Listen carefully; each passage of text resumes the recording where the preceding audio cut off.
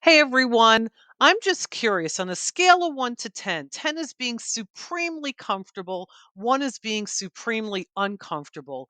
Where do you rate yourself on giving constructive feedback? I'm not talking about that feedback about how well someone has done, what a great job they've done, the positive accolades.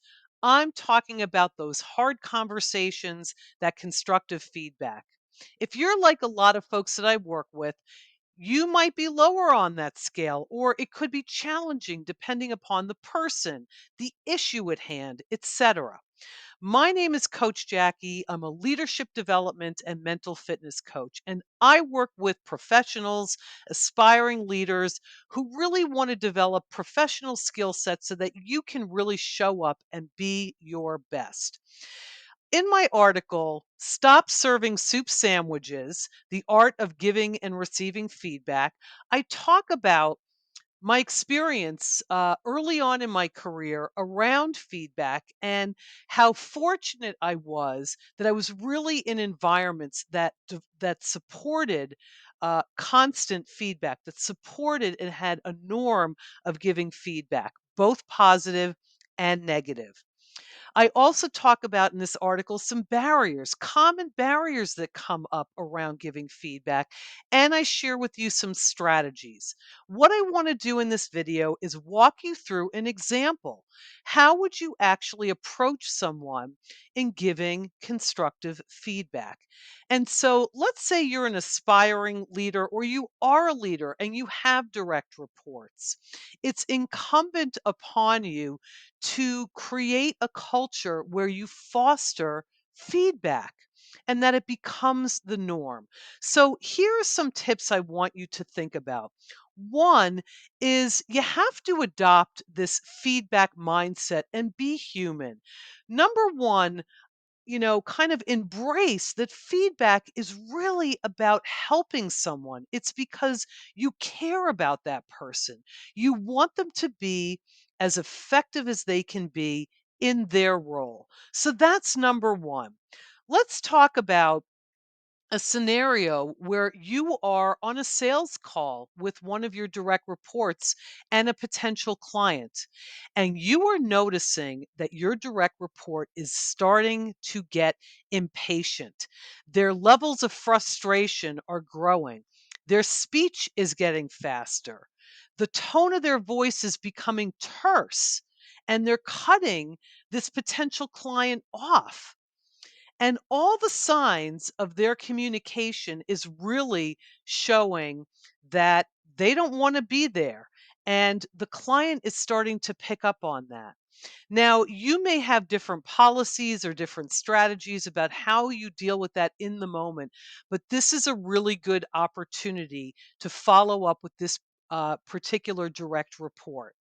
So let's say after the meeting, you share with this person, hey, listen, do you have a few minutes for us to chat? Because the closer that you speak with someone after the situation has happened, the better, the greater the impact, the fresher it is in your mind. Now, there may be some situations that you actually want to wait a little bit. In this scenario, it might be a good idea to follow up pretty quickly. So you want to be specific and objective, and you say, hey, I noticed that your communication started to shift. I noticed that you were sighing. I noticed that you were cutting the client off. And I noticed that your tone became terse. And I noticed that the client noticed as well. What are your thoughts? Share your perspective, share your observation specifically and clearly, and then ask them, were they aware of that? What was going on? Explore and try to dig in a little bit. And, hopefully the individual is insightful and self-aware. So that would be, a road to then go down. And maybe they're not. That might be another type of conversation that you're having. So find out from them. You might find out, yeah, they had this meeting coming up. They were really anxious and nervous about the upcoming meeting, and maybe they weren't aware of how they were presenting. So, really exploring what might have contributed to their particular levels of frustration increasing, what was contributing to that. And then really try to understand, based on that, what was contributing and what might they do differently next time based on that situation. What might they be doing? What could they do differently next time? And really challenge them to find some options. What are things that they could do? Maybe it's taking some deep breaths, maybe cueing you in the meeting to see if you could pick up in some subtle way. A variety of strategies, but there needs to be a level of ownership around what it is that they could change, tweak, work on. And what support do they need from you? What could you do to offer some support? And that's how it's really this two-way conversation. So, and most importantly, what would be a good follow up?